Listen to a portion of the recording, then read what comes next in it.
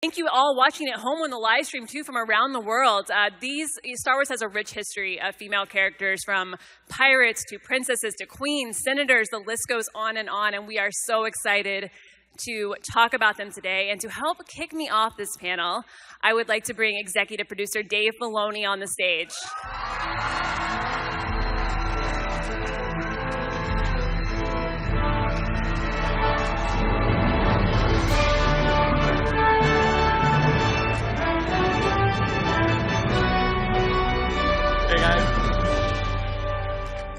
I like that theme. That's really good. Thank you for that. It's the least. I'll take it. We could do.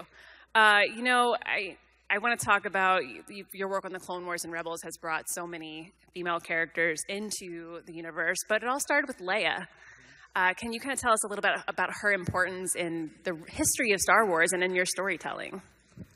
Sure. I mean, Leia is one of those characters for me that's, I'll cite another character like Eowyn from Lord of the Rings, where as a young boy, I, read that book and it blew my mind, because you're just not exposed to characters like that. And Leia's the same thing where, there's this idea that she's this princess in distress. She's not in distress ever. I mean, I fully believe that while she's in that cell, she's already figuring out how she's going to get out. And then the opportunity comes because here's Luke. And she's immediately like, okay, I can work with this. Yes, kind of like you're doing a terrible job. She gets in the hallway and then she figures out it's going to be a lot harder than she thought. I mean, if you think about it, and George was so wise to write her that way, and it was kind of inspirational and revolutionary. And I think the power of that, when you think about it, is that, growing up as a kid, and especially a little boy, I could look at any girl that stood up for herself and say, she's like Leia. And that had value to me. And I was like, that's cool. And it had value to a lot of children growing up as well. Yeah.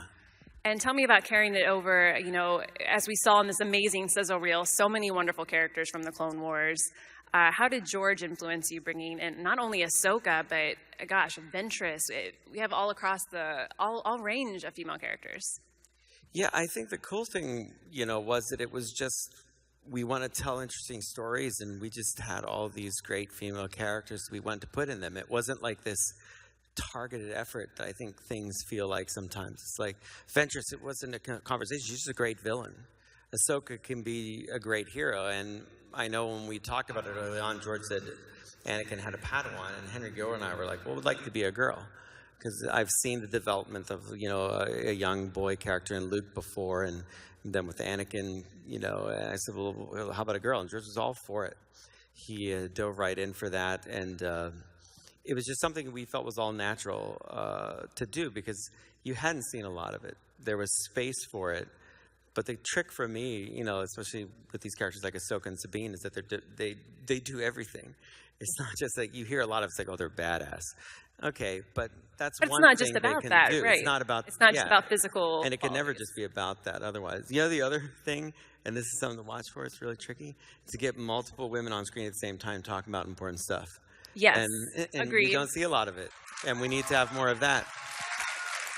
I agree completely, and like you said, it's just about this idea of the strong female character. I love that phrase, but it's not just physical strength. It's about having multifaceted characters. And I'm going to do one thing here. I thought considering some of you to do this, and I have to. This is important because someone that's really important to everything that we're doing on what we're going to talk about today couldn't be here today, which is one of our VPs of animation, Carrie Beck. She was supposed to be here, and she can't be here for reasons. So if everybody could just say, I'll give you on 3, because she's probably watching on live stream. Hi, Carrie. We miss you. That would be great. Ready? So 1, 2, 3. Hi, Carrie. We miss you. All right, that's great. Because she's, a powerful woman in Star Wars for us, working on our side of the creation. I got to mention her here. Yes.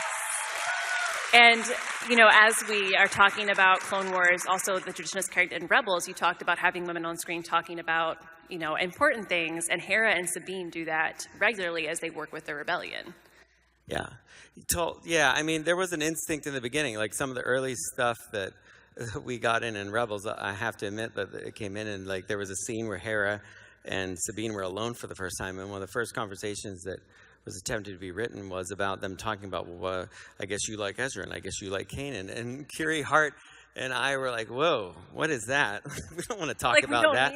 We're not interested in that at all. We want to talk about the mission and the rebellion and how Sabine is having trust issues with the whole thing. Yes. And so, you know, Carrie Hart, Carrie, Beck, and I were like, okay, so that's gone.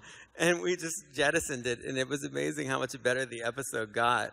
Yes, because they have other things to focus on. Yeah, it's amazing how much, no matter how little I've implied whether Hera and Kanan like each other, it's a thing. People think they like each other, so I don't need to talk about it. No, it just happens organically. We bring it to the table for you. Thank you. It's fine. And as we're talking about these amazing characters, I think it would be wonderful to get some perspective. We have a couple more special guests. Let's bring them out. We have the voice of Sabine Wren, Tiya Sircar.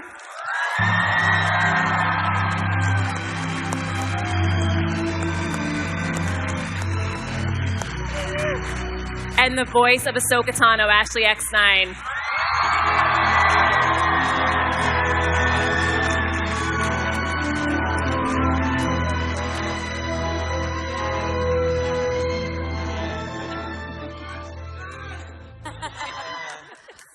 Ahsoka lives. Yeah.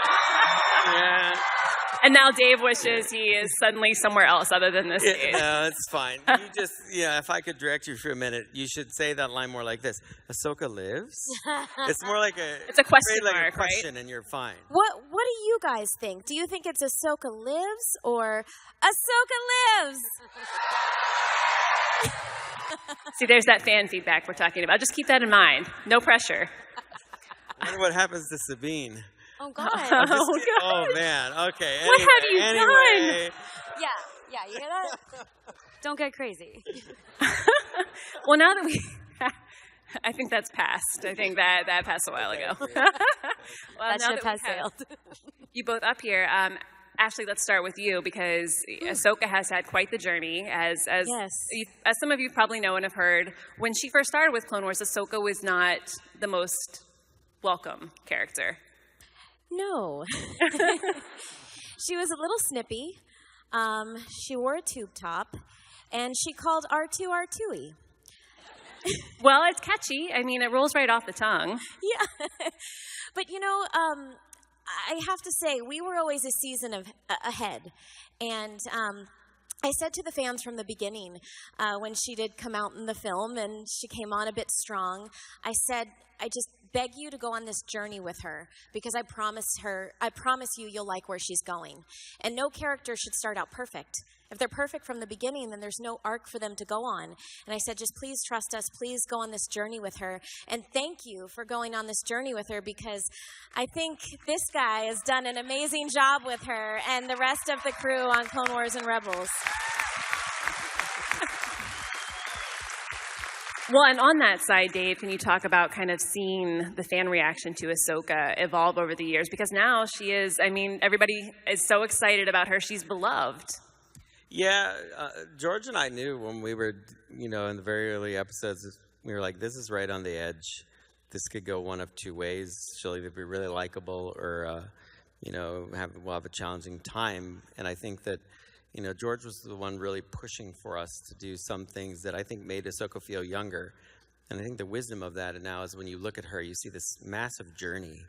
It's very rare to see any character on screen age and evolve as much as she has.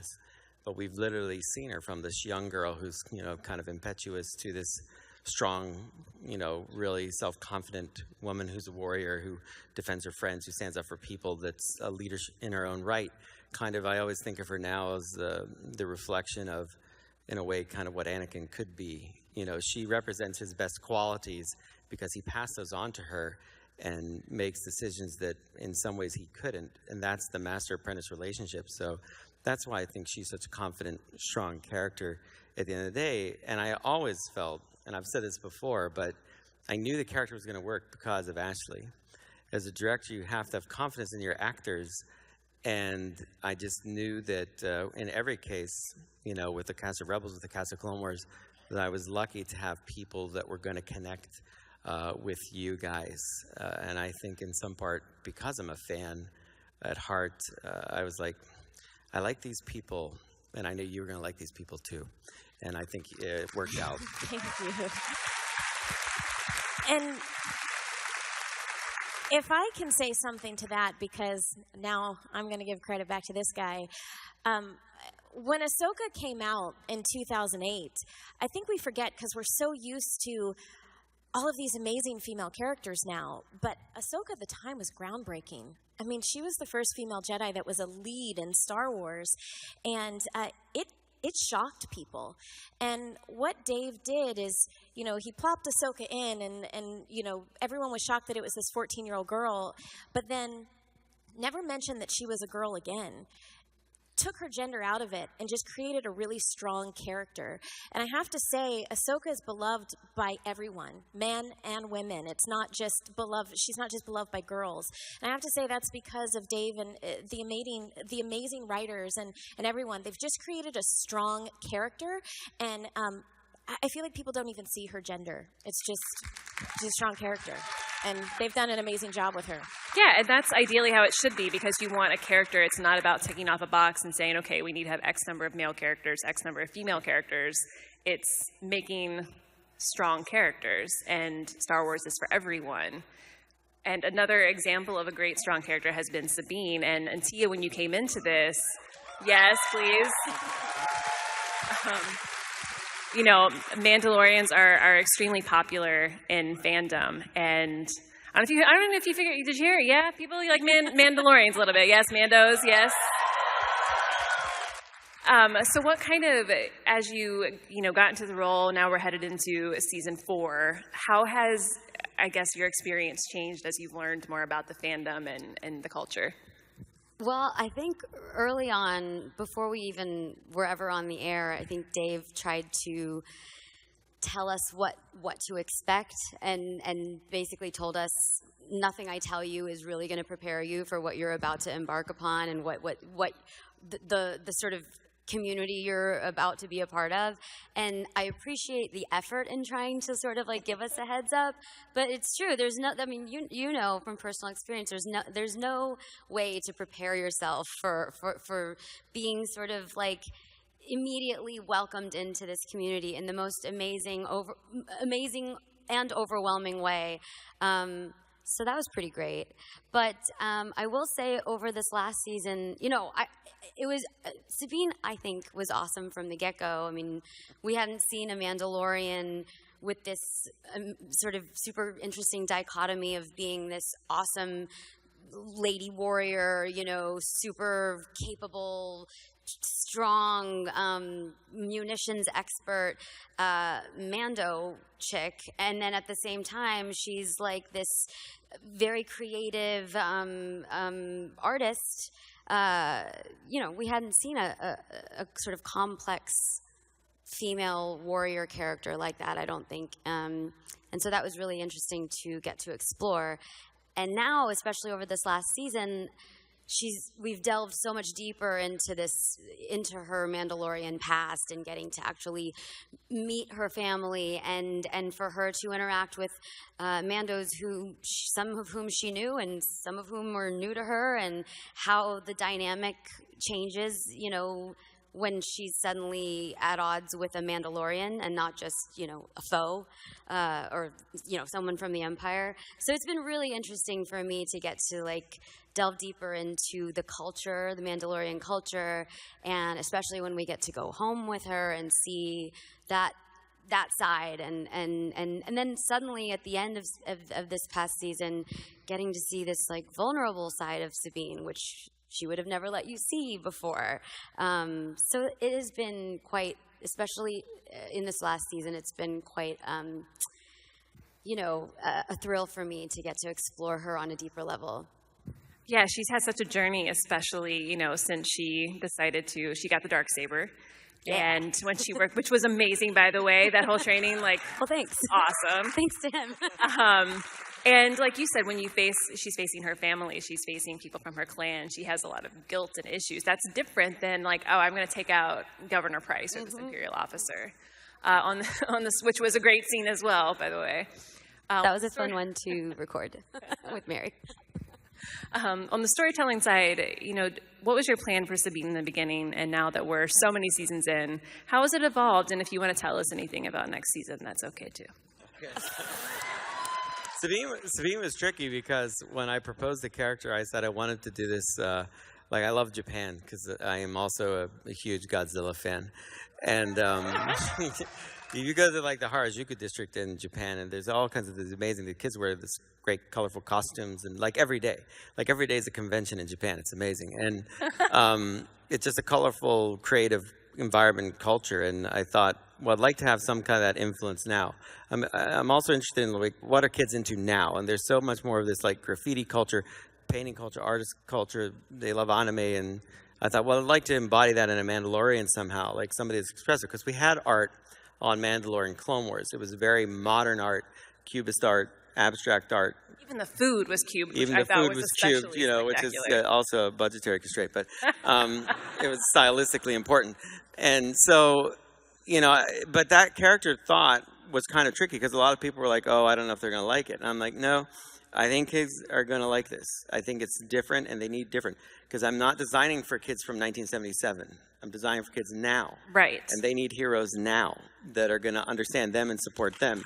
And that's what Sabine is about, really. And, I think it worked. And again, I'll say that, we didn't really know everything about Sabine in the beginning. Because she would ask me, what's she about? And I'm like, we're working on it. She's a Mandalorian. And the way you could tell a Mandalorian is you just, every other word say Mandalorian. So I'm going to the grocery store, Mandalorian, and I found a couple Mandalorians there. And then when we go back from Mandalore, it sounds like you're talking about Mandalore. Because in every script with you, it's Mandalore. And you wrote it. I know. But I'm just picturing, I don't say, every now and then I write a good one. But the thing was, again, when I got to know you, I put a lot of what you are naturally into the character. That's how now I write the character, because you and Taylor are priceless behind the scenes. You act just like Ezra and Sabine. So I just watch it, and I'm like, what are they saying? You're like, can you say that again? I'm taking notes, and I'm like, I'm just doing that. But what's great is even though you guys barb at each other, you do care about one another, and you are good friends. So I can write a scene where you guys pick on each other, like when he's getting on your case for using the Darksaber. But then when he confronts you and tries to be your friend, you guys also tap into that, and it's authentic because it comes from you both, and that's always what makes a character work. It's the authenticity of it. Yeah, and people can tell. A lot of Dave's direction.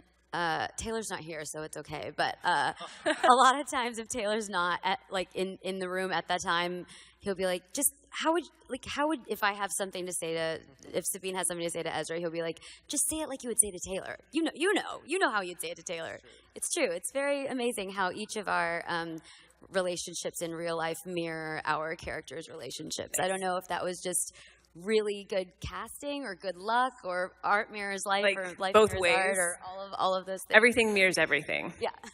And I'm curious, since we are talking about heroines of Star Wars and female fictional characters, it is really important, I want to touch on, for kids especially, I feel like, to see diversity in storytelling, to be able to see yourself. And Ashley, I'll start with you. Did you have any female fictional heroes when you were growing up? I had several fictional characters and heroes growing up. A lot of it for me, though, is everything Disney. I grew up literally right down the street here in Orlando, Florida. My dad worked for Disney, and my whole childhood revolved around it. I saw all the Disney movies, all the Disney TV shows. I grew up going to the parks, and Disney taught me to make my dreams come true, truly. And, they tell you when you wish upon a star, your dreams will come true. But then you go to the parks, I grew up going and seeing all of these amazing things, and Disney made these magical things tangible. And then also had several amazing characters in their films and TV shows. So I was influenced just by Disney in general, but then also I have not a fictional character, but an actual real person that I don't talk about much anymore because I didn't end up being one. But I was influenced by the first female Supreme Court Justice of the United States, Sandra Day O'Connor. And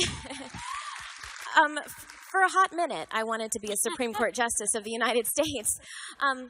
But what I realized is it wasn't necessarily about being a judge. She represented something to me, is the fact that she was the first female to rise to be the highest judge in the land. And I was fascinated by it. And I look back now and what I realize is she just represented something that was tangible to me. As a little girl, something that I realized, oh my gosh, she did something so huge. If she can do it, I can do it too.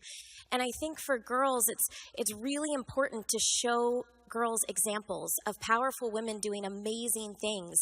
I mean, little girls out there, do you like math? Do you know that the CFO of Disney is a woman? She's the first CFO. Her name is Christine McCarthy. I got to meet her and speak with her, and I was fascinated. I mean, the entire Disney company, the CFO, is a woman. And there's so many amazing women behind the scenes. So I think it's really important for little girls to have awareness and see of examples of women doing incredible things.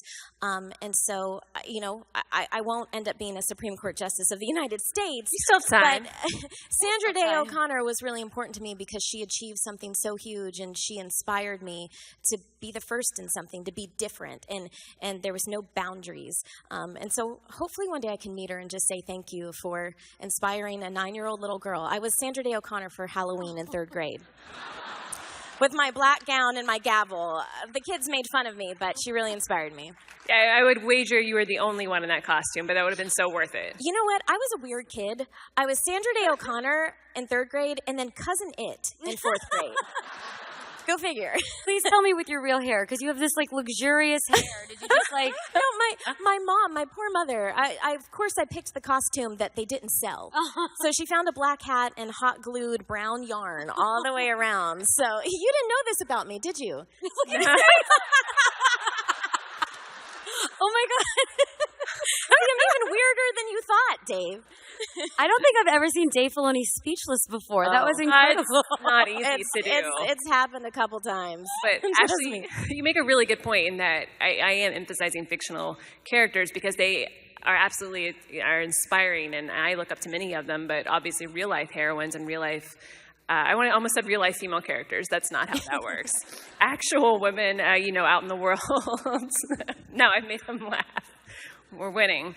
They make a big difference, too, and it's important for kids to see women in all kinds of roles, fictional and in companies and doing amazing things. So, Tiya, I'm curious for you, were there any female fictional characters or women who inspired you growing up? Yes, but I was just thinking, I don't know, maybe we'll get to this or not, but I was just thinking the more characters like Dave and company make, the less we have to talk about any kind of differentiation, right? Exactly. You know, that's the goal. I'm obviously I'm obviously totally on board with what you're saying, and it is so important, but the more Ahsoka's and, Rey's and Sabine's and Hera's that there are, the less we have to focus on the fact that, like championing this cause. And not just for girls, but for boys too, right? The more boys see girls in these powerful, strong positions, the less, the more equality, like gender equality will just sort of be ingrained in their brains. Thank you, guys. That was really nice. No, that's a really good point. That's ideally we get to a point where this isn't a thing we have to call out, where are women and men equally represented on screen. Yeah, but in the meantime, we're getting there. We're getting there. No, we're getting there. Definitely in Star Wars. Totally. I didn't realize you were going to ask that question, so I was trying to think as you were talking while I was listening.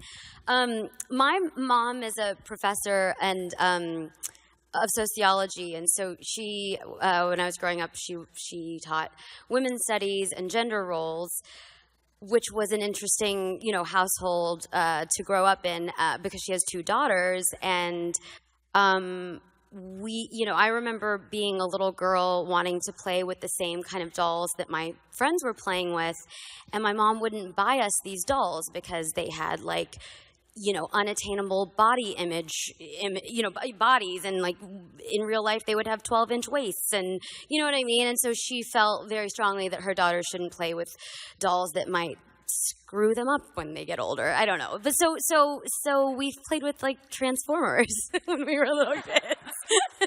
Much more realistic body And shape. so I was thinking, like, like different body issues. But we would play with, like, He-Man and She-Ra, because they were awesome. yes. And I know this is maybe going to sound super dorky, and I'm totally outing myself as, like, I probably should not even tell you the story. But when we were young, my sister's older than me. This is so dorky. We used to play, like, did I mention that both my parents are professors? So keep that in mind when I say this.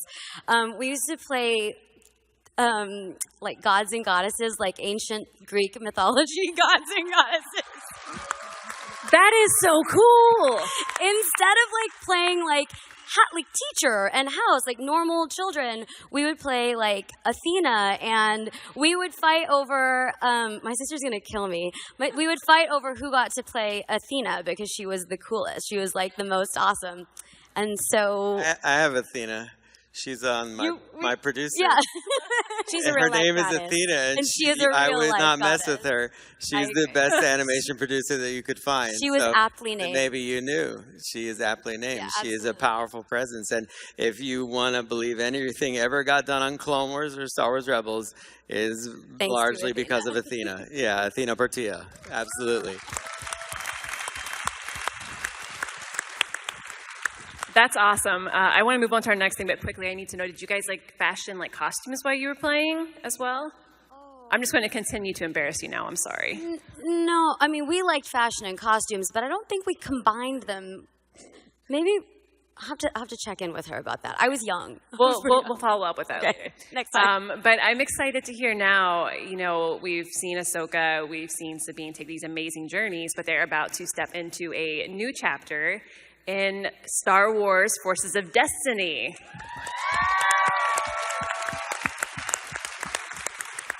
So I know we've been at Celebration and not plugged into the news, but this was just announced, but we have the perfect person to fill us in a little on what it's about. So Dave, can you kind of give us the skinny on this initiative? Yes. The end. For a long time at Lucasfilm Animation, I've wanted to do a vast array of things. When I started in animation, I was actually a 2D guy. I'd never done CG animation until I got to Lucasfilm.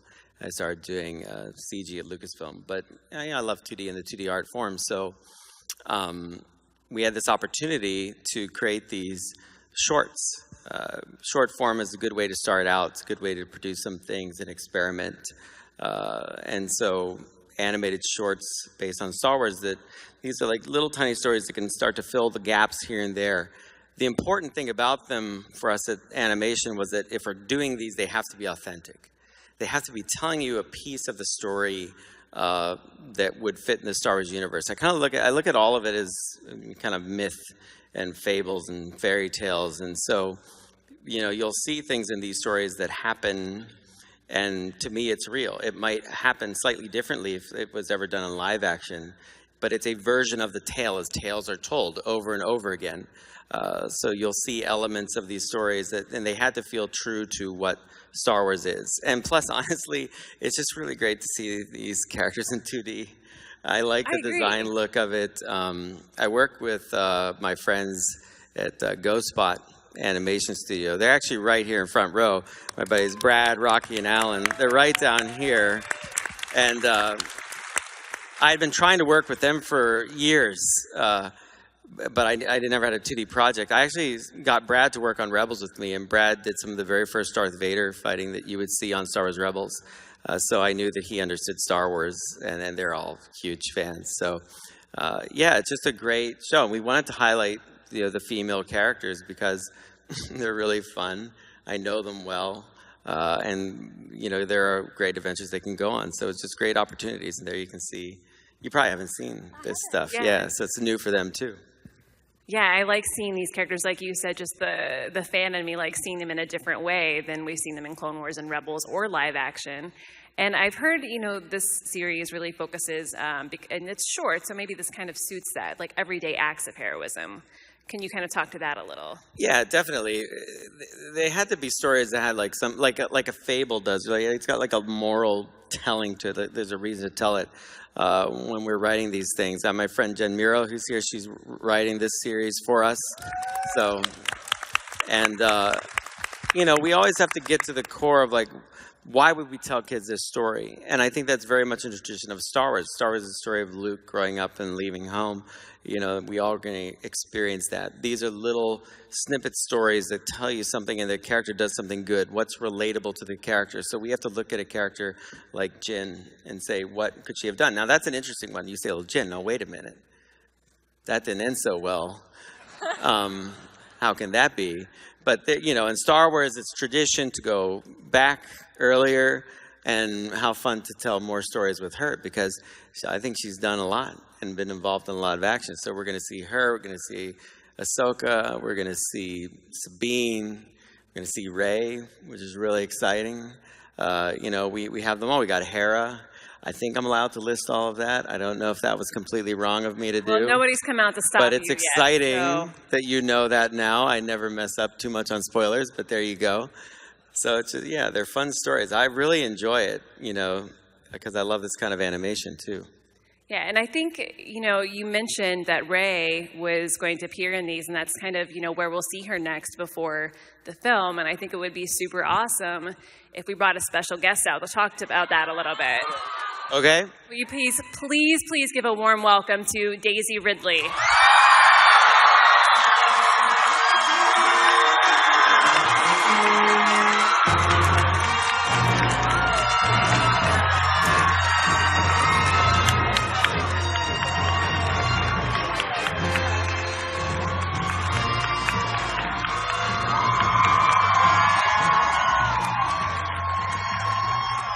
I get my own sofa. You can be luxurious and just take up the whole space. Thank you so much for joining us. Thank you for having me back. It's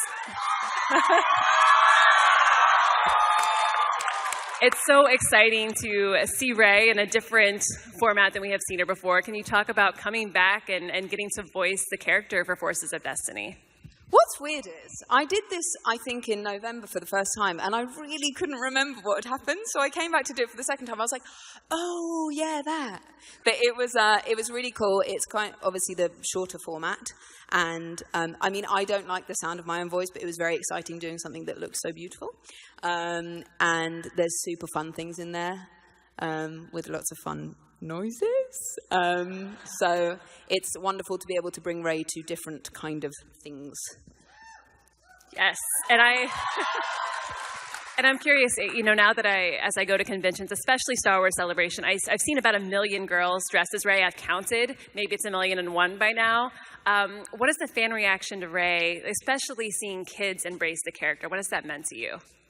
It's weird because I've been asked this question quite a few times today, and it's still, even though I came out earlier, my heart was still racing before I came out, because it's amazing, but it's a lot. It's like so many people. Like, wow. But the thing for me that's the best is parents who talk to me about their children, but also that it's kind of gone through all ages. The reaction to her, and she's speaking to people of all ages, so it's wonderful. And all you in your costumes, you rule. And, Rey, the Forces of Destiny line is actually not just about shorts. There will be digital shorts coming to Disney YouTube this July, and then a fall special on Disney Channel. But it includes a toy line as well. That includes adventure figures featuring our leads. And I have something for all of you.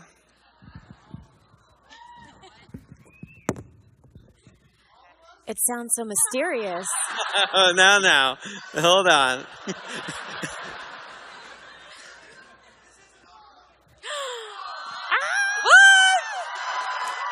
Oh my gosh! Wow. I've not seen this before. That's amazing. Oh my god. I love the hairstyle. I love the Rey hairstyle. Love the hairstyle. I'm Yes. kind of trying to do the same thing today, Oh my god! She looks so great.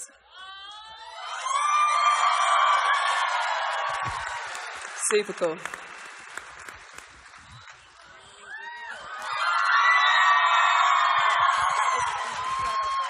Oh my goodness. I haven't seen this either. It looks so good. Wow. She's beautiful. She looks so tough. What?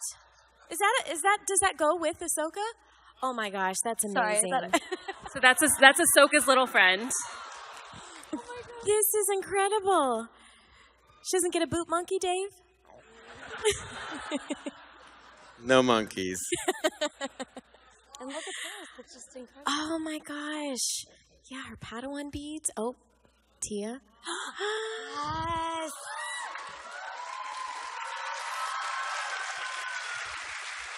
Oh my gosh. Yeah, but wait, there's no little cowboy hat person. Well,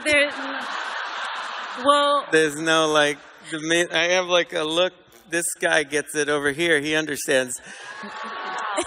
We'll work on that for later. All right, well. You can hold this for now. Okay, I get a helmet. A little tiny helmet. So what are you, so these are the adventure figures that will be released for all ages to play with. They're super articulated. What do you guys think? I'm very Is it weird to see yourself in doll form? Can I put this on? I think your mom would have let you play with these. I really, really think you're right. Yeah. She's like, wherever she is, like right now, she's like, this is what I'm talking about. This is what I'm talking about. And that, and that. These are rad. I'm especially admiring that they got the Rey do just right, which can't be easy, I feel like, on a scale that small. Exactly. Well, awesome. Well, Daisy, thank you so much for taking some time to thanks, join Daisy. us. I really appreciate Thanks it. for having me. Please give her a round of applause.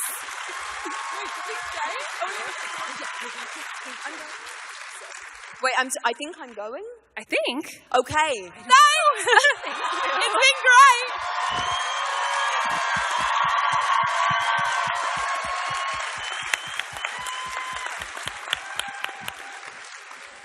That was a little exciting. Yes, love her. Exactly. You said everybody. Up. I am so That guy sorry. heard you. Everybody. I'm so sorry. Now I'm with them. I'm like, I thought everybody, I get a figure, they get a figure. It's, and now that you have, your toys in hand, I want to talk about. I'm familiar with this tactic. Now I know how it feels. Now you know. Everybody except Dave. Star Wars and toys go so hand in hand because kids definitely played with their own toys and made their own stories in between the film releases. And now this is kind of a different playing style. But can you talk about maybe your experience with Star Wars toys? Yeah, I had this experience where I was on stage and didn't get one. But that's okay. No, I mean, the thing about, and you guys can all relate to this, it's a strange thing, but a Star Wars action figure, was the first thing I really remember getting as a gift, and it wasn't my birthday, it wasn't Christmas.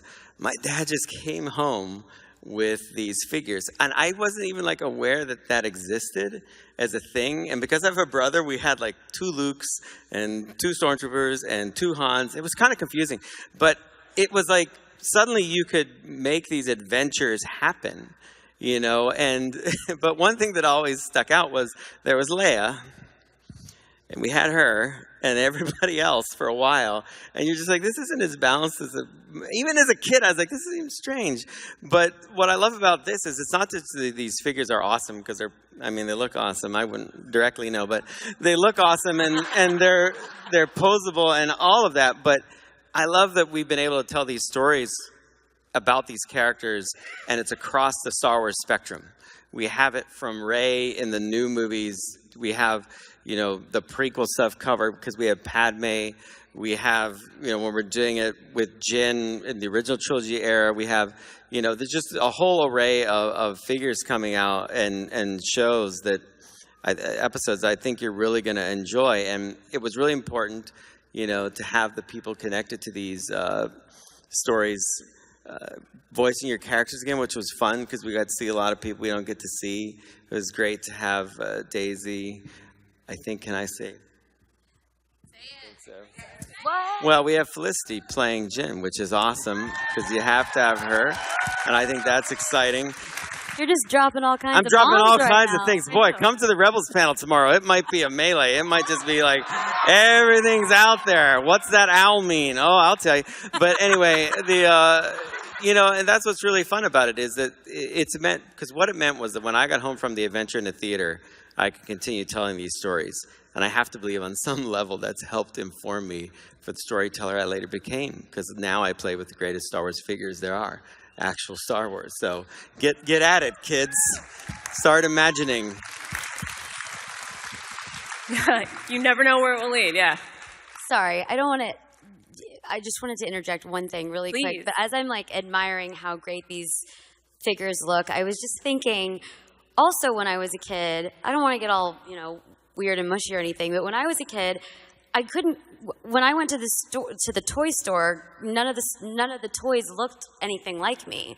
And so I'm looking at this and I'm looking at that, and I just think, these are so much more inclusive and representative, and I wish this was around when I was a little girl. That's all I wanted to say. And, okay, I'm going to tag on and I'm going to get mushy for a second, too. Sorry, Dave. But when Clone Wars started, I heard it all the time. Star Wars was for the men and the boys. And we knew that wasn't true.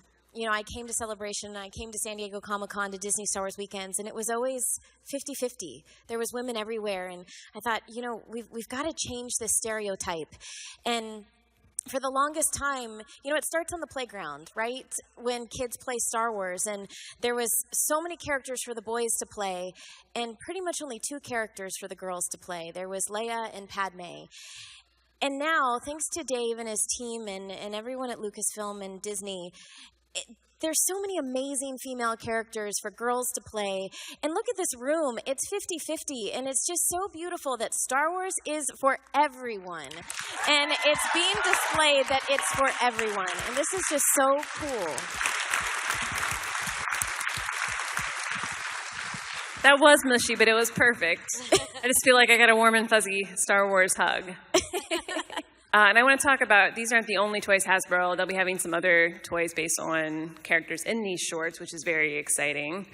But I can't wait. I can't wait to get both of those. I already saw you putting taking the helmet on and off.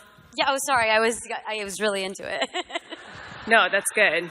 She has blaster. I love that Ahsoka comes with a little... But see, you could get a little director that could... help you with the storytelling, and he could be on the side and be like faster, more intense, and and then he'd have a removable cowboy hat. Inspirational. Maybe it could be a talking one that you pull the cord and do another take, something like that. It would be do it again, but better this time. Anyway, I don't know. And not probably wouldn't sell. That'd be the depressing thing. I'd go to the store, it'd be a peg warmer. I'd have to go talk to all the little Daves and be like, sorry, man. Seemed like a good idea at the time. And, all the Sabines are sold out. The Ahsokas are gone. The Rays are gone. It's, people have busted open yours, take the cowboy hat out. I'll be there with the Rancor Keeper or someone like that, hey, what's up, man? How's it going? It's not the worst company. And I want to kind of look ahead a little now that we have these shorts. We have episode 8 coming up. What do you think? What do you see for the future of female characters in Star Wars storytelling, Dave? Oh my God, it's awesome. What are you talking about? I think it's so exciting. I think that, I'll just be honest. I feel that for myself, I can only speak my experience, that, I've gotten better at it. I've learned a lot. I listen a lot. I've told you, one of the biggest influences for me in anything that I write is my wife, Anne. She is tremendously well-read and educated, and she's a huge influence on everything that I do. I couldn't write the Darksaber episode without listening to her and her friends, and I think any of you in this conversation that are trying to say, well, what makes a character great? And if you're going to write a female character, and honestly, if you're a guy like me, the first thing you have to do is listen. Stop talking and listen to what these women have to say. And I'll be honest, it's harder than you think because you're not wired that way when you're a little boy. You're told to get after it and do things that you want. So but it's more the way of the Jedi, to be honest, as we should learn to listen to other people and be patient and open-minded. And that's what I tried to put into these stories. And for me, when I look at it in the broader spectrum, it's not just something that's about the characters on screen. It has to become part of something that's the people making the episodes, behind the camera, in every aspect of what we're doing, and Lucasfilm is dedicated to that. I mean, I'm very happy our lead animator on this project is named Tatiana. She's a wonderful Star Wars fan. A lot of Brad's crew. We have wonderful women making these shorts, and when I visited them as Ghostbot, I said, you know, I just want you guys to make the show that you always wanted when you were little girls. Make this what you want it to be. And they did. They're brilliant. And I just think it's awesome. We need it in every area of our creativity. We need the influence. We need the voice. That's what we need. Yes. I like that. It's diversity everywhere. It's important. It's not just what we see. But speaking to that, I think we have a little bit of a treat for people to check out as far as Forces of Destiny. But this is where we have to say goodbye to the audience at home and say thank you so much for watching the live stream. I know, I'm getting myself in so much Goodbye, audience at home. Goodbye. But here... I know that some of the crew of Rebels is watching. Make sure you follow those notes I gave you and get those retakes done, so that's good. Bye, guys. Keep working hard back in California. You get it. We'll be here having fun. And you wonder why people didn't make a Dave Filoni action figure. I don't know. There's two different groups. I did it. Well, I'll just point out there one little Radcliffe either. Not yet, but maybe we could be a 2-pack. How's that? I'm all right? that. I'm a bridge builder, my friends. That's you and I together as a 2-pack. Moderator and director, and then those guys. Done. I guess we're like a villain 2-pack at this point. I'm okay with that. And we're both in black. Let's just go for it. We just hinted at it. I'll scoot over here. But, okay, so those of you here in this room get the first peek, the world premiere of the first of the Forces of Destiny shorts. And I'm going to let Dave set it up a little. Yeah, so it's a wonderful little short here. Remember, it's short. So it'll come and go, but it's beautifully done, again, by my friends right down here in the front row. And this one is going to feature Rey.